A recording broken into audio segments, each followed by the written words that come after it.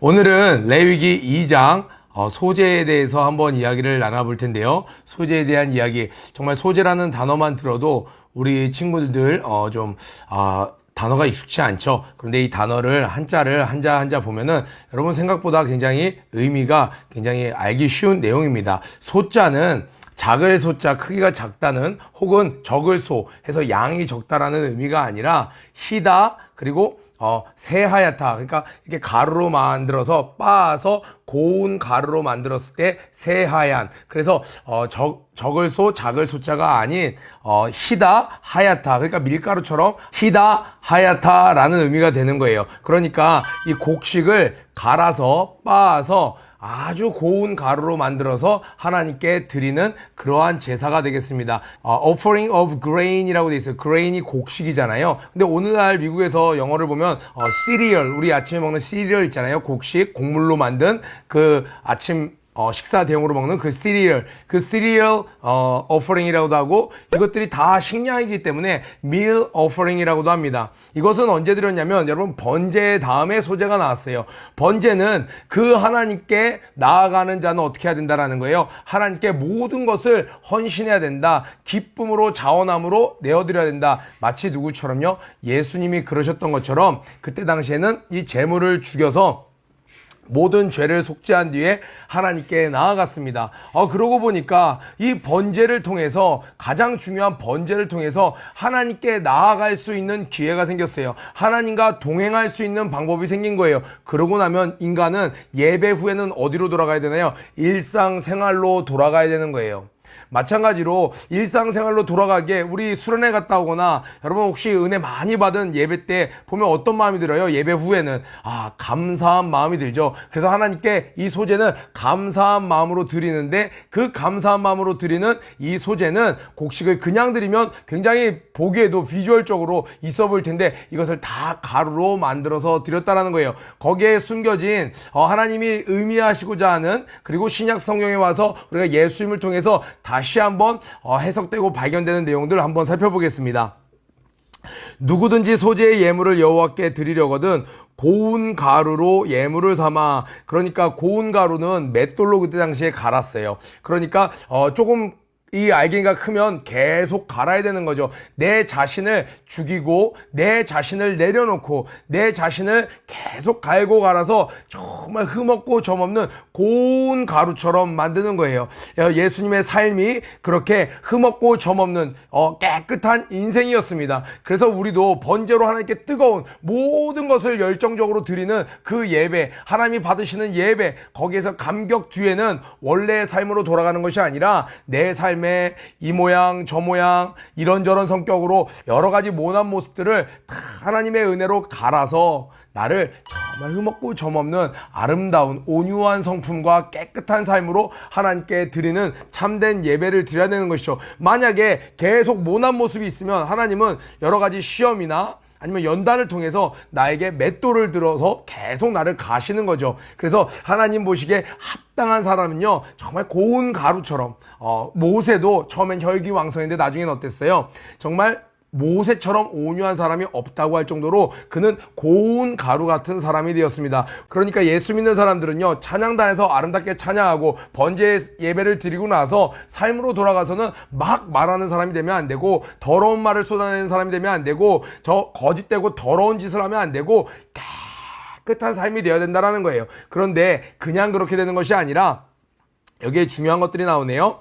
고운 가루로 예물을 삼아 그 위에 기름을 붓고, 고운 가루가 첫 번째 포인트였다면 이제 두 번째는 거기에 기름을 붓고, 실제적으로 곡식에다 기름을 붓는 이유는요, 왜 기름을 부었냐면, 여러분 불로 태울 때 이 고기는, 이 동물들은 자체적으로 지방이 있어서 거기서 기름이 나옵니다. 그래서 그것들이 타지 않는데, 이 곡식은 그냥 마른 상태예요. 아무것도 그 안에 기름이 없기 때문에 곡식만 그냥 이렇게 불에다 태우면 어떻게 돼요, 여러분? 부침개 같은 거 할 때 보면 한쪽에 기름, 프라이팬에 이 기름 붓지 않으면 그것이 다 타고 들러붙는 것을 볼 수 있어요. 그래서 실제적으로 이 요리를 할 때 기름을 넣는 이유는 타지 않게 하기 위해서예요. 그런데 우리가 성경에서 신약 성경을 가면서 우리가 배우기로는 기름은 무엇을 이야기했어요? 네, 바로 이 깨끗한 삶을 사는 건 그 사람의 노력만으로 되는 것이 아니라 맷돌로 갈아낸 것만으로 되는 것이 아니라 성령의 기름 부음이 있어야 된다라는 거예요. 예수님은 어떻게 잉태되셨나요? 성령으로 잉태되셨습니다. 예수님이 어떻게 사역을 시작하셨나요? 예수님은 하늘에서 비둘기 같은 성령이 임하셔서 그의 평생에, 예수님의 평생에 성령님이 계속 기름 붓듯 하셔서 모든 사역을 감당하셨습니다. 그래서 우리의 삶도 하나님께 깨끗한 삶이 되기 위해서는요, 나의 노력으로 되는 것이 아니라 어떤 게 있어야 돼요? 이 성령의 기름 부음, 하나님의 도우심이 있어야 됩니다. 그리고 나서 두 번째로는 뭐가 있어요? 바로 여기 나오는 붓고 또 그 위에 유향을 놓아. 유향은요, 이 밀가루 자체에서만은 어떤 향기로운 맛있는 그런 향이 나지 않죠. 그래서 유향을 탁 부으면은 거기서 굉장히 고소하고 맛있는 향이 팍 나는 것이죠. 이 향, 우리 출애굽기 할 때 배웠죠. 이 향단에 놓는 이 향은 무엇을 의미했어요? 바로 기도를 의미하는 거예요. 시편 141편 2절에 보니까 이런 말씀이 있어요. 나의 기도가 주의 앞에 분향함과 같이 되며 나의 손드는 것이 저녁 제사같이 되게 하소서라는 말씀이 있습니다. 실제적으로 이 고운 가루로 맛있는 음식을 만들 때 거기에 타지 않도록 기름도 넣고 그리고 거기에 맛을 더하기 위해서 향을 내기 위해서 유향도 넣습니다. 그런데 그것이 그때는 뜻을 몰랐는데 나중에 보니까 어떤 뜻이었어요? 너의 삶을 하나님께 감사로 드리고 싶어? 그럼 너의 삶을 하나님의 뜻대로 깨끗하게 고운 가루로 만들어야 돼. 주님께로 나아가는 사람은 삶에서 예배 시간만 뜨거운 사람이 아니고 그의 일상생활에서 고운 가루처럼 돼야 돼. 그런데 그것만으로 되는 것이 아니라 뭐가 있어야 된다고요? 첫 번째로는 기름 부음이 있어야 돼요. 그렇지 않으면 그 열정, 사람의 노력으로만은요, 결국에는 들러붙게 되고 타버리게 되는 거예요. 버려지게 되는 거예요. 우리의 노력으로 처음에는 되는 것 같지만, 부침개가 되는 것 같지만, 기름을 넣지 않으면 나중에 시간이 지나면 결국엔 타버리게 되는 거예요. 두 번째로는 또 무엇이 있어야 된다고요? 바로 기도가 있어야 되는 거예요. 성령님의 도우심과 우리의 기도가 있어야 되는 것입니다. 자, 아론의 자손 제사장들에게 가져올 것이요, 제사장은 그 고운 가루 한 줌과 그 모든 유향을 취하여 기념물로 단위의 불사를 찌니, 그러니까 이만큼의 곡식을 빻아서 가루를 가져왔으면 거기에 유향도 넣고 그 다음에 기름도 넣어요. 그런데 이걸 다 태우는 것이 아니라 번제는 어떤 게 포인트였어요? 모든 것을 다 드리는 거예요. 그러니까 하나님께로 나아가는 자는요, 삶의 어느 부분만 드리는 사람은 하나님과 참된 만남을 가질 수 없죠. 우리 뭐라고 이야기하나요? 하나님, 주의 종이 되건 아니건 이건 누구나 마찬가지입니다. 하나님을 진짜로 만난 사람은 하나님, 제 인생은 전부 하나님의 것입니다. 그런데 제가 하나님 목회자로 헌신하겠습니다. 목회자로 살겠습니다. 하나님, 제가 음악가로서 제 삶을 하나님께 드리겠습니다. 미술가로 하나님께 제 삶을 드리겠습니다. 사업가로 하나님께 제 삶을 드리겠습니다. 내 삶의 전부가 다 하나님이 주인 되셨습니다. 이것이 번제의 예배였습니다. 그런데 그런 사람은 어떻게 한다고요?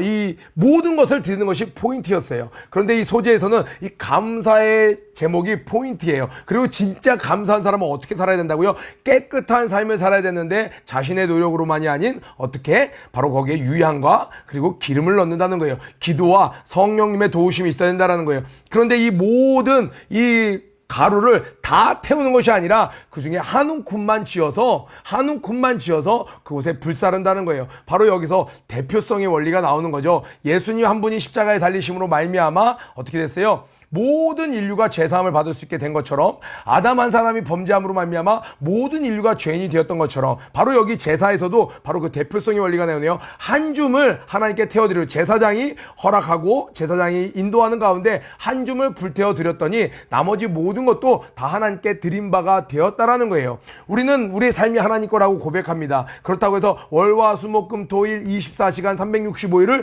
교회에서만 머물 수는 없어요. 우리가 주일을 거룩하게 지킬 때, 각 부서의 예배를 거룩하게 지킬 때, 하루에 11조를 떼서 하나님 앞에 시간을 온전히 드릴 때 하나님은 뭐라고 말씀하세요? 너의 삶 전체를 나에게 바친 것과 다름없어. 나머지는 우리의 삶 가운데 우리가 쓸 수 있는 것이죠. 오늘 보니까 이렇게 나옵니다.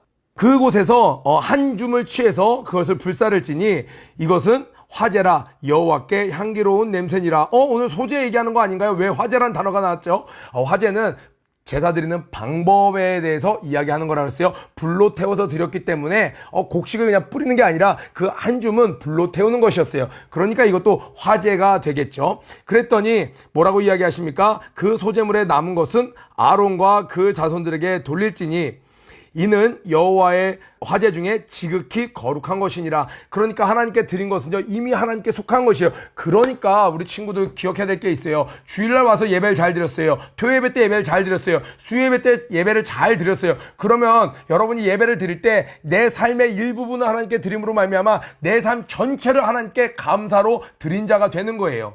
동의하시면 아멘. 그렇죠. 그러면 여러분들은 지극히 거룩한 자가 됐기 때문에 세상에 나가서도 세상 사람들 마귀의 소유처럼 살면 안 되는 것이에요. 왜요? 여러분의 일부분의 시간을 하나님께 드림으로, 여러분의 물질의 일부분을 11조로 하나님께 드림으로 여러분의 모든 것이 다 거룩해졌기 때문에 그렇습니다. 아멘. 여기서 여호와의 화제 중에 지극히 거룩한 것이니라 그랬기 때문에 제사장만 먹을 수 있었고, 지극히 거룩한 것이라는 것은 장소도 구분지어져 있어요. 이 제사장도 그 성막 안에서만 이것을 먹을 수 있어요. 그러니까 하나님의 소유된 사람은요, 내가 발을 옮겨서 갈 수 있는 것도 정해져 있어요. 우리가 가선 안 될 곳 굳이 설명하지 않아도 우리 친구들 잘 알 거예요. 내 자유야. 내 자유를 하나님이 주셨습니다. 그러나 하나님께 감사함으로 나를 구원해 주신 그 감사로 소재의 인생을 드리는 사람, 소재를 드린 사람은 어떻게 돼요? 내 모든 삶에 내가 가야 될 곳, 가지 말아야 될 곳이 생기는 것이에요. 자, 그리고 4절부터는 같은 내용이 반복되는데, 자, 이제는 이 곡식으로 빻아서 드릴 때였고, 이제는 이 곡식으로만 하나님께 드리는 것이 아니라 이 빻은 이 고운 가루로 요리를 해서 하나님께 드릴 때도 어떻게 했나가 나옵니다. 자, 4절 그리고 5절, 7절에 보니까 동그라미 한번 쳐볼까요? 4절에 네가 화덕에 동그라미, 5절에 번철 동그라미, 7절에 소태 삶은 것 동그라미. 자, 설명을 하자면요, 화덕에 구운 것은요, 이스라엘 사람들은 이렇게 삼각형으로 올라가는 이렇게 화덕, 옛날에 우리나라에서도 썼던데 요즘은 너무나도 현대식으로 바뀌었기 때문에 많이 찾아볼 수가 없죠. 그런데 여러분 이런 식으로 생각하면 될까요? 오븐에 굽는 거예요. 그러니까 피자 스타일로 만들어서 하나님께 드릴 때. 두 번째, 번철에 붙인 것은요, 오늘날 치면 프라이팬이 되는 거예요. 여러분 그 꿀 호떡 있죠? 그런 것처럼 바로 부침개 스타일로 해서 하나님께 드릴 때. 그리고 세 번째는요, 이 소태 삶은 것, 이건 이제 겨울에 호빵 스타일로 하나님께 찐빵으로 드릴 때 요런 느낌이에요. 그러니까 고운 가루로 하나님께 여러 가지 모양으로 이렇게 요리를 해서 드릴 때에도 동일한 거예요. 그것에서 고운 가루로 만드는데 누룩을 넣지 말고, 누룩이라는 건 뭘까요? 누룩을 넣지 말라는 건 우리 신약성에서 배웠죠. 바리새인의 그 누룩, 바로 죄에 대해서 이야기하는 거예요. 이 누룩을 넣으면요, 빵이 좀 더 맛있게 풍성하게 이렇게 부풀어 오르죠. 그래서 빵을 만들 때 실제적으로는 누룩을 많이 넣어서 만들어요. 그런데 하나님께 드리는 그 예물에는, 그 소재로 드리는 건 거기에는 뭘 넣지 말라는 거예요? 이 누룩을 넣지 말라는 거예요. 왜요? 하나님께 받은 것에 대해서, 내 삶에 대해서 부풀리는 것, 간증도 부풀리는 것 안 되는 것이죠. 거짓 없이 진실되게 나아가야 된다는 거예요. 하나님께 삶으로 소재의 삶을 드리는 사람은요, 삶에 진실함이 있어야 됩니다. 또 우리가 기억해야 될 거, 11절에 보니까 이것도 한번 살펴보겠습니다. 11절에 누룩은 넣지 말지니, 그리고 너희가 누룩이나 꿀을 여호와께 화제로 드려 사르지 못하니라. 여기서 꿀도 드리지 말라고 이야기했네요. 꿀 우리 너무 좋아하잖아요. 이 고르곤졸라 꿀 찍어 먹으면 맛있잖아요. 그런데 하나님이 꿀을 넣지 말라는 거예요. 왜요? 꿀은 너무나도 달콤하기 때문에 그렇습니다. 무엇을 이야기하는 거예요? 그 죄의 달콤함, 순간의 달콤함을 못 이겨서 죄를 짓는 인생은 안 된다라고 이야기하시는 거예요. 우리 모세가 어떤 삶을 살았나요? 히브리서 11장 25절에 보니까 도리어 하나님의 백성과 함께 고난받기를 잠시 죄악의 낙을 누리는 것보다 더 좋아하고, 우리 믿음의 장의 모세를 이야기하면서 모세는 믿음으로 이스라엘 백성들과 함께 고난받는 것을 이 죄악과 더불어 낙을 누리는 것보다, 여기서 낙이라는 건 기쁨을 이야기하는 거예요. 쾌락을 이야기하는 거예요. 여러분, 사람들이 왜 죄를 짓습니까? 실제로 이 죄는 우리에게 쾌락을 줘요. 그런데 이 쾌락이 가짜 쾌락이에요. 잠깐이고, 그 쾌락의 대가는 우리의 영혼을 앗아가는, 우리의 모든 육체를 앗아가는 엄청난 대가를, 우리를 파멸시키는 그러한 것이기 때문에 이 잠깐의 낙으로 말미암아 사람들이 죄에 넘어가는 겁니다. 그래서 꿀을 넣지 말라는 거예요.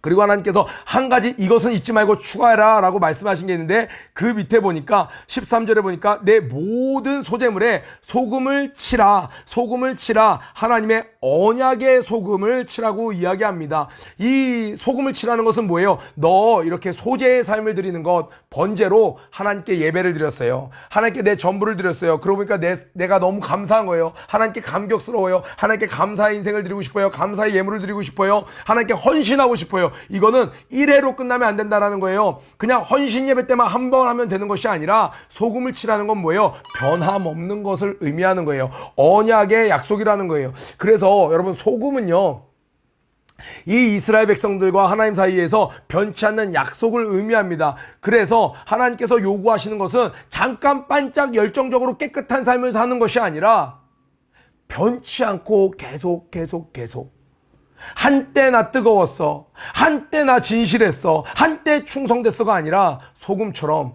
변치 않고 상하지 않는, 소금이 음식을 상하지 않게 하잖아요. 변하지 않게 하잖아요. 계속 하나님 앞에 드려지는 인생, 그것이 하나님이 원하시는 것이라는 거죠. 그래서 지금도 이스라엘의 여러 가지 풍습 중에, 친구네 집에, 베스트 프렌드 집에 놀러 갈 때는요, 그 친구가 음식을 준비해 줍니다. 그런데 초청받은 친구는 뭐를 가져가냐면 소금을 가져가요. 그래서 그 친구 집에 가서 같이 음식을 먹기 전에 이 소금을 마지막에 간을 치면서 야, 우리 우정 변치 말자. 이 소금처럼 우리 우정, 10대 때 우정, 20대 때, 30대 때, 천국 가는 날까지 변치 말자. 이렇게 친한 친구들 사이에서는 이 소금을 가져가서 이렇게 뿌린다고 그래요.